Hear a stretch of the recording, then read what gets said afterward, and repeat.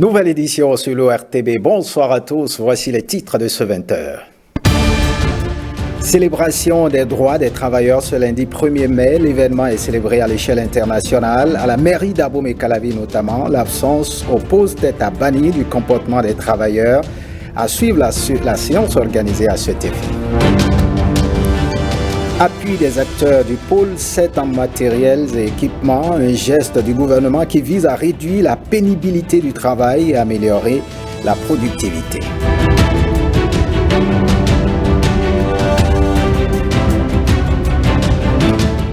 Et puis le groupement intercommunal du Mono renforce ses actions en matière d'assainissement du cadre de vie. Le projet de gestion et de valorisation des ordures ménagères est désormais en orbite dans le dit département.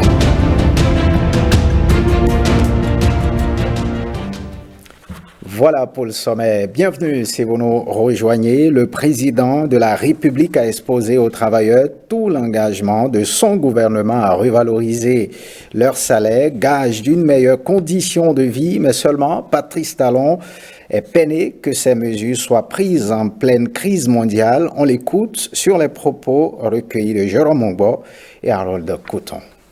J'aimerais partager avec vous ce sentiment de tristesse qui est le mien en ces temps-ci où nous pensions que l'annonce des relèvements des salaires, l'annonce des recrutements que nous allons opérer et qui, pour certains, ont démarré. Je suis un peu triste que cela arrive dans une période très difficile pour les Béninois et Béninoises, dans un contexte mondial difficile, où les prix ont explosé en raison du contexte mondial, la pandémie de Covid, puis maintenant de la guerre en Ukraine.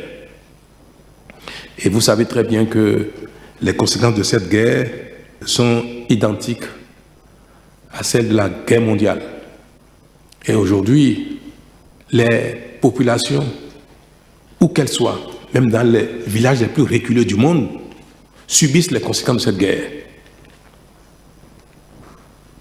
Tout a explosé. Pas seulement les produits manufacturés importés, même la production locale. Ce qui concerne les produits manufacturés, le constat est dramatique. Regardez combien coûte l'huile alimentaire. Les Béninois ont du mal à acheter de l'huile pour le repas quotidien. Regardez combien coûte aujourd'hui le gasoil. Nous avons espéré pouvoir bloquer le prix du gasoil à 600 francs le litre. Mais aussitôt la décision prise et les moyens mis en place, et notre ambition a été balayée par la réalité de ce produit dans le monde aujourd'hui.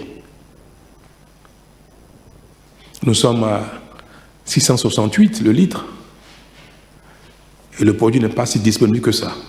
Combien nous serons demain? Si la situation s'aggrave en Ukraine, si les choses ne s'arrangent pas là-bas, est-ce que le gasoil ne sera pas un jour à 1000 francs, 2000 francs le litre? Peut-être même qu'un jour le gasoil n'existera plus, qu'on ne trouvera plus de gasoil. Même quand on sera prêt à le payer à 5000 francs le litre, qu'on n'en trouvera même pas. Et on imagine les conséquences d'une telle chose sur notre vie, la vie de chacun. Si le transport des biens, des marchandises, des denrées alimentaires venait à s'arrêter du jour au lendemain, imaginez ce que ça peut donner. Nous sommes dans une situation extrêmement dramatique et personne ne sait ce qui se passera demain. Regardez le ciment, le fer à béton, le blé et conséquemment le maïs, le riz, le manioc. Les intrants agricoles ont doublé, triplé de prix. Certains engrais ont été multipliés par 4. Les producteurs agricoles n'auront jamais les moyens d'acheter ces engrais-là à ces prix-là et produire le maïs, le riz, dont nous avons besoin au quotidien, le manioc, l'igname, des légumes. Parce que l'État béninois a fait des efforts énormes pour subventionner les prix des engrais. Heureux sommes-nous encore de les avoir. Il y a des pays qui n'ont pas 1 kilo d'engrais. Nous les avons. Nous soutenons les prix des engrais. Mais j'espère que d'ici la campagne prochaine, la situation sera normalisée.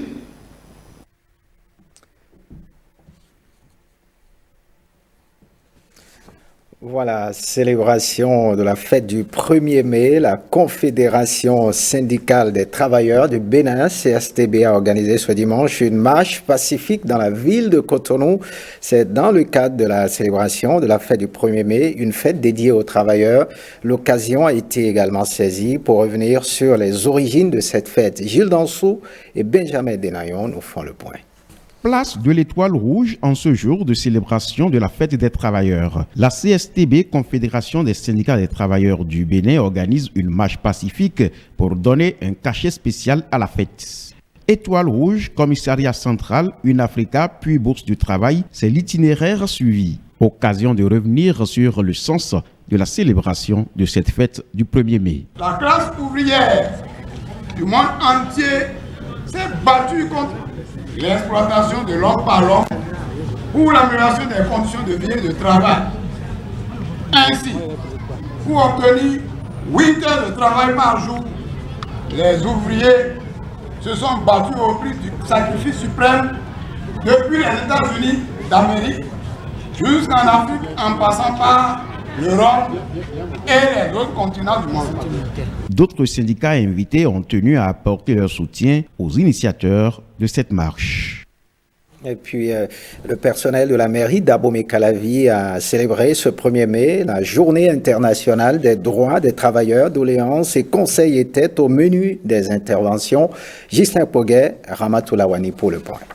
La célébration de la journée internationale des droits des travailleurs démarre ici par la lecture d'une longue liste de doléances. La construction d'un nouveau bloc administratif, la construction d'un local pour les conducteurs de véhicules administratifs, élargi jusqu'à 6 pièces l'assurance maladie. Il faut s'occuper des doléances, c'est vrai, mais il y a un autre souci. Je suis venue à 9h47, donc j'ai déjà 2 minutes de retard. Mais je suis en retard parce qu'on m'a dit on installe le maire entre 9h45 et 9h55. Monsieur le maire était là avant moi, mais on a commencé après 10h. On est tous d'accord que ce n'est pas bien. À la tribune, le maire relève une coïncidence. 1er mai, journée internationale des droits des travailleurs, jour de naissance de Patrice Talon. J'ai eu l'inspiration de lui souhaiter joyeux anniversaire au nom du conseil communal d'Abomey-Calavi, au nom de toute la population de la commune d'Abomey-Calavi. Pour ce qui concerne les doléances, Évariste Arwandji nous promet. Vous verrez bientôt le bloc administratif. Et pour la réforme qui sépare l'administratif du politique et qui installe les secrétaires exécutifs dans les administrations communales, le maire applaudit. On ne nous a rien arraché. On nous a envoyé des gens pour nous accompagner. Le SE n'est pas l'opposé du maire. Il demande enfin à ses administrés d'éviter désormais les absences au poste. Passons à ce communiqué à présent à raison de la célébration de la fête du Ramadan qui se déroule le lundi 2 mai 2022 et dont la journée est déclarée fériée et chômée et payée sur toute l'étendue du territoire national. Le directeur des examens et concours du ministère des Enseignements secondaires, techniques et de la formation professionnelle informe les candidats à l'examen du certificat d'aptitude professionnelle CAP que la composition aux épreuves du dit examen, initialement prévue pour débuter le lundi 2 mai 2022 à 7h, est reportée d'une journée. Par conséquent, les épreuves prévues pour le lundi 2 mai seront composées à compter du mardi 3 mai 2022 à partir de 7h. Le communiqué est signé Dr Kouadinou Roger, il est le directeur des examens et concours. Après 45 jours de formation, 150 peintres bâtiments de l'Atlantique et du littoral reçoivent leur parchemin. C'est une initiative du gouvernement à travers le Fonds de développement de la formation professionnelle continue et de l'apprentissage. Voici les moments forts de cette remise d'attestation. Le reportage est signé Ezekiel Jaco et Ramatou Lawani. Ils ont décroché leur parchemin. Ils sont 150 peintres bâtiments venus de l'Atlantique et du littoral. Les récipiendaires sont désormais dotés de capacités techniques en choix de formulation de peinture, de savoir-faire en termes d'application de nouvelles gammes de peinture. C'est le gouvernement qui a financé l'initiative à travers le Fonds du développement de la formation professionnelle continue et de l'apprentissage, FODEFCA. Tout en vous adressant mes vives félicitations pour le sérieux qui vous a caractérisé tout au long de cette formation. Malgré vos multiples occupations sur les chantiers, je reste persuadé que les connaissances acquises en peinture bâtiment seront valorisées. Et avec des œuvres qui vous qualifient réellement et qui montrent que cette formation devait produire des suites. Les différentes réalisations que vous aurez à faire dans votre vie professionnelle devraient pouvoir le démontrer. Je n'avais rien compris encore en peinture. J'ai beaucoup appris par rapport à la décoration, le traitement des murs. Avec le temps, nous allons organiser en notre sein, à Toba, des petites rencontres pour leur donner un peu de ce qu'on a appris. Je suis très contente de recevoir aujourd'hui mon attestation. Ces récipiendaires vont restituer la formation à leurs ouvriers respectifs. Et puis le gouvernement vient de doter les acteurs du secteur agricole du pôle 7 en matériel et équipement pour réduire leur pénibilité, améliorer la productivité. Un appui remis en personne par le ministre de l'Agriculture, de l'Élevage et de la Pêche. Le point avec William Choki et Ramatou Lawani. Un tour pour s'enquérir de la présence effective de tout le matériel, équipement et intrants agricoles à remettre à ces acteurs des chaînes de valeur agricole du pôle 7. Ils ont pour la plupart fait le déplacement. Ils viennent, ces acteurs, des filières ananas, aquaculture, manioc, riz et œufs de table, des départements de l'Atlantique, du littoral, de l'Ouémé et du plateau. Les ambitions et objectifs du gouvernement du Bénin pour le secteur agricole de notre pays sont nobles et méritent d'être appréciés et pris au sérieux. Cette ambition s'est traduite par des réformes de territorialisation de la promotion des filières avec d'importantes ressources du budget national mises à disposition à travers les programmes nationaux de développement des filières en complément aux efforts des partenaires techniques et financiers du secteur agricole. Plus de 700 millions d'appuis en équipement et intrants sur financement du budget national. Des moyens pour mettre en pratique les nouveaux acquis du matériel pour réduire la pénibilité de ces acteurs clés du monde agricole. L'un des produits qui manque chez nous, c'est aussi le poisson. Et les ressources halieutiques dans le monde, ça se raréfie. Ça plonge. Mais nous, on peut avoir du poisson produit chez nous, gardé dans des conditions normales pour que le produit ne se déprécie pas. Et le manioc. C'est les produits de notre base alimentaire à ne jamais négliger. Toute une chaîne de conditionnement pour le poisson. Ailleurs, des offres pour améliorer la mécanisation, une panoplie d'actions et de soutien pour booster le secteur malgré la crise mondiale.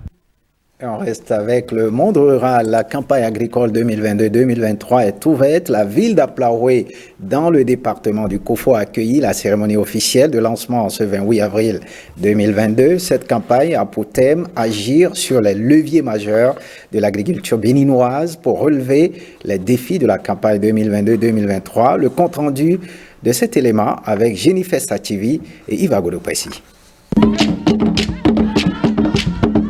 C'est parti pour la campagne agricole 2022-2023. Une nouvelle phase, de nouveaux défis pour le secteur.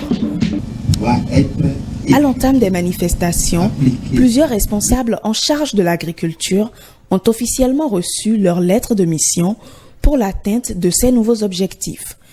La cérémonie officielle de lancement s'est déroulée dans la ville d'Aplaroui. Nous ferons en sorte que le soutien des acteurs du monde agricole vous soit acquis en toutes circonstances dans les défis que vous aurez à relever.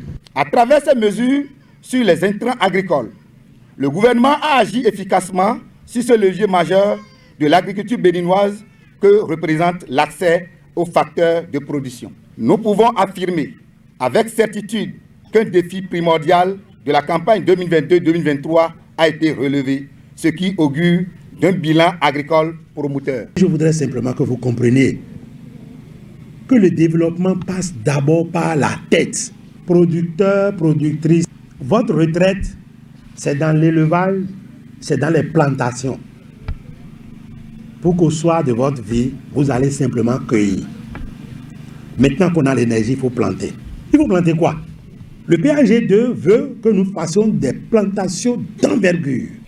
À l'issue de la cérémonie, le ministre de l'Agriculture et sa délégation ont effectué une visite à la ferme piscicole Ouadé de Dokome à Aplaroui. Des encouragements et des conseils ont été adressés aux promoteurs du site.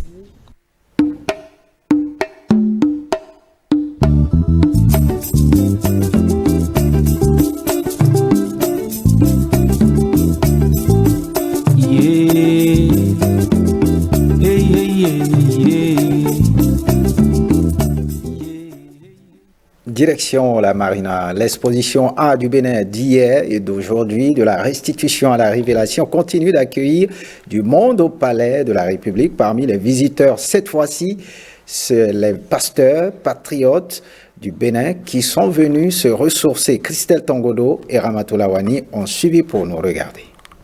C'est un jour particulier pour les pasteurs patriotes du Bénin en visite pour la première fois à l'exposition Art du Bénin d'hier et d'aujourd'hui de la restitution à la révélation. Une visite motivée par les Saintes Écritures. Nous sommes inspirés par un verset biblique qui nous a aussi poussé à venir ici. C'est Psaume 126, verset 1er. Il est écrit: quand l'Éternel ramena les captifs de Sion, c'était comme un rêve. Qui aurait cru que ces choses-là qui ont été prises en cachette peuvent être restituées en public.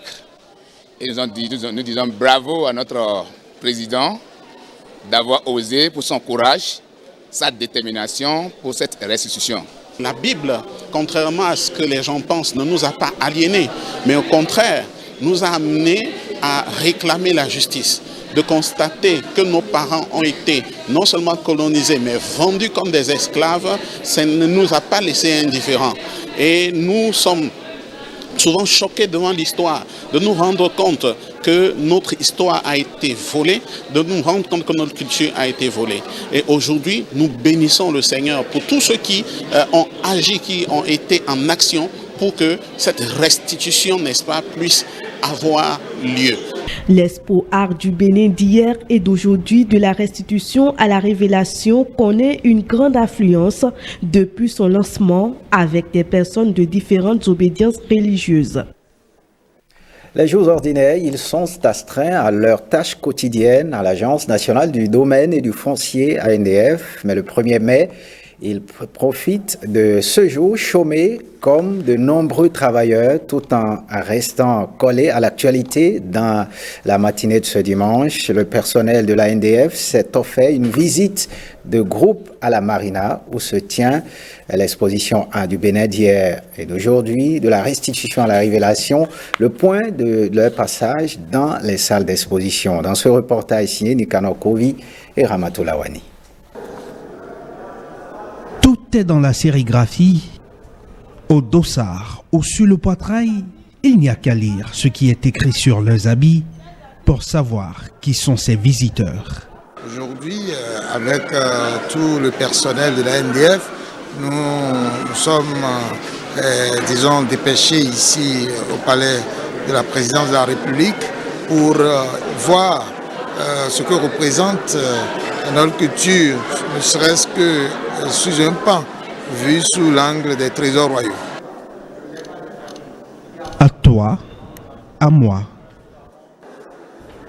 en paire ou en selfie, envoler les contraintes du boulot pour laisser place au plaisir de la photographie, compagne de ces moments de découverte. Les visiteurs de l'ANDF ont mis bien plus que des mots sur cette expérience. Lorsqu'on prend par exemple le trône, eh bien, c'est un chef-d'œuvre, c'est majestueux, c'est splendide. Je ne vous le cache pas, je manquerai d'adjectifs pour qualifier, bien entendu, ce que j'ai vu aujourd'hui. Aussi bien les trésors royaux qui datent d'il y a plusieurs années, plusieurs centaines d'années, que les œuvres réalisées par nos frères contemporains qui véritablement ont fait preuve de professionnalisme et c'était très très beau, c'était très beau. Pour le personnel de l'ANDF, le 1er mai passera, mais les souvenirs de cette visite à la marina, eux, resteront.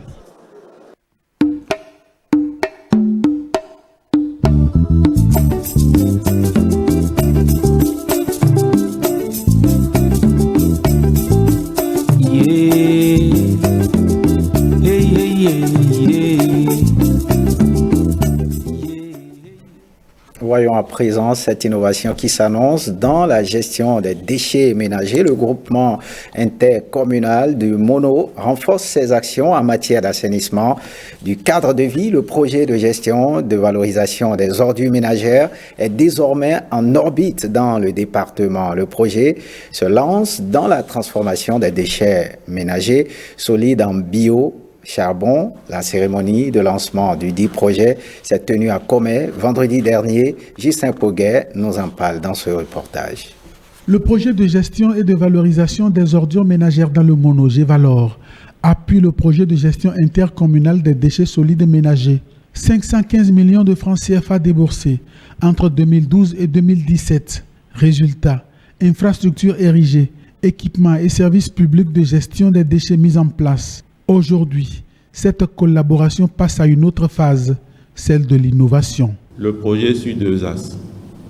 Consolider les acquis, mais encore aller un peu plus loin dans la valorisation. On a expérimenté la fabrication du biogaz à partir des déchets, mais c'est resté à l'étape expérimentale au niveau du Jimono. Nous nous sommes dit il est temps d'aller encore un peu plus loin à partir de ce qu'on appelle le biocharbon. Nous ne sommes pas Jimono sans le département des Yvelines. Son soutien d'effectifs permanents, traditionnels et fidèles. Tous les projets que nous avons acquis ici, il y a toujours leur contribution dedans. Le département des Yvelines apporte son concours financier au projet. Il apporte aussi son expertise technique au GI Mono pour donner au projet toutes les chances d'atteindre les résultats escomptés. On attend que les objectifs soient atteints. C'est de passer de 35 à 55% du taux de couverture. C'est-à-dire que 55% des ménages Mono puissent déposer leurs déchets à un endroit, donc viabiliser et valoriser après leurs déchets. Sur les 2 ans, ça me paraît tout à fait faisable d'atteindre les 55% en tout cas. Le projet de gestion et de valorisation des ordures ménagères dans le Mono est directement arrimé aux objectifs de développement durable 3, 6 et 7. Il est en parfaite adéquation avec le programme d'action du gouvernement 2021-2026. Pour ma part, la préfecture s'engage à ne ménager aucun effort pour accompagner et jouer sa partition dans la réussite du présent projet. Le projet de gestion et de valorisation des ordures ménagères dans le Mono renforce considérablement le groupement intercommunal du Mono. Conséquence de ce renforcement, la mise en place d'un circuit touristique intercommunal durable dans le Mono. L'Association des agences de communication du Bénin a tenu vendredi dernier une assemblée générale élective objective, réorganiser le bureau pour l'atteinte des objectifs fixés. C'était à Cotonou, le reportage de René Kofi et Gilles Danso. 14, 15, 16, 17, 18, 19. C'est fait. l'Association des agences de communication du Bénin a désormais un nouveau bureau exécutif. C'est à travers ces votes à main levée que les membres de l'association ont mis en place le nouveau bureau, avec à sa tête Didier Aklogan, président réélu. Je mérite à nouveau, je viens de le constater, la confiance de mes pairs, la confiance de mes collègues, des membres de la corporation qui ont bien voulu mettre en place cette association qui commence à dater. Mais mon engagement, justement, c'est de conduire pendant les 3 prochaines années cette association vers une modernisation, une meilleure organisation de notre corporation. Sortir la profession de communication, tout métier confondu lié à l'informel, mieux organiser la profession, ce sont entre autres les objectifs de la corporation des agences de communication. Le plus grand défi que nous avons, c'est de pouvoir coopérer avec les autorités administratives et exécutives ou législatives pour aller vers justement une régulation de cette profession dans l'intérêt de nos annonceurs, des entreprises et de nous, nos entreprises et de nos professionnels. Créée en 2017, l'association a connu 3 ans de pause pour cause de Covid-19. Les tests qui régissent cette association ont été passés à la loupe avec des améliorations. Voyons en présent cette main tendue de MTN Bénin à la communauté musulmane. MTN Bénin qui a procédé ce vendredi à la remise de matériel de prière à l'Union islamique du Bénin. C'était à la mosquée Khadafi en présence de plusieurs imams, un geste du mois de Ramadan pour accompagner les musulmans. Le reportage de Fadinatou Oro Seko et Brice Thibozo. Des Corans, des nattes, des récipients d'ablution et des tapis de prière. C'est avec ce don que MTN Bénin témoigne sa solidarité à l'Union islamique du Bénin au cours de ce mois de Ramadan. Alors nous avons choisi pendant ce mois de piété, ce mois de partage du Ramadan, de venir apporter un don symbolique à nos frères musulmans pour les remercier de tout le support qu'ils apportent au pays, à la nation entière et à nous aussi en tant qu'entreprise et permettre un tant soit peu de faciliter leur prière, leur intercession vis-à-vis de Dieu pour chacun d'entre nous. Un geste qui rencontre la reconnaissance des bénéficiaires. Nous voudrions alors, en leur nom, vous remercier, que Dieu vous inspire et vous accompagne dans le service que vous rendez à toute la communauté béninoise, à toute la société béninoise. Encore une fois, merci. Les nattes, les bouilloires, sans doute vont servir de prière et également le Coran. Et donc, ça nous permettra et à chaque fois de nous rappeler de vous. Selon les responsables de l'Union islamique du Bénin, ce don vient à point nommé pendant que s'achève ce mois de jeûne et de prière. Allons sur la toile à présent. La nouvelle participation de l'acteur béninois Jimon Rousseau à la production d'un film est saluée. Pendant ce temps, le Fonds monétaire international attire l'attention des internautes sur les risques liés à l'utilisation du Bitcoin rendu légal. Cette semaine, en Centrafrique, Écho du Web, c'est une compilation signée Stanislas Limpon et Fawazdine Olani Pekou.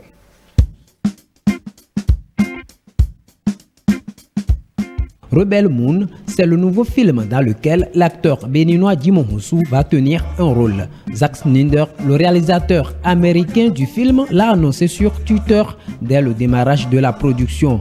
Et sur la toile, les premières images dévoilées emballent déjà les internautes.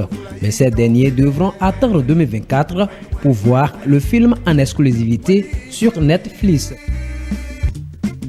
Sur un tout autre volet, la République centrafricaine a adopté cette semaine l'utilisation du Bitcoin aux côtés du franc CFA. Selon le gouvernement centrafricain, ce choix place le pays sur la carte des pays les plus audacieux et les plus visionnaires du monde. De son côté, le Fonds monétaire international alerte sur les risques liés à l'utilisation du Bitcoin sur la stabilité financière et la protection des consommateurs.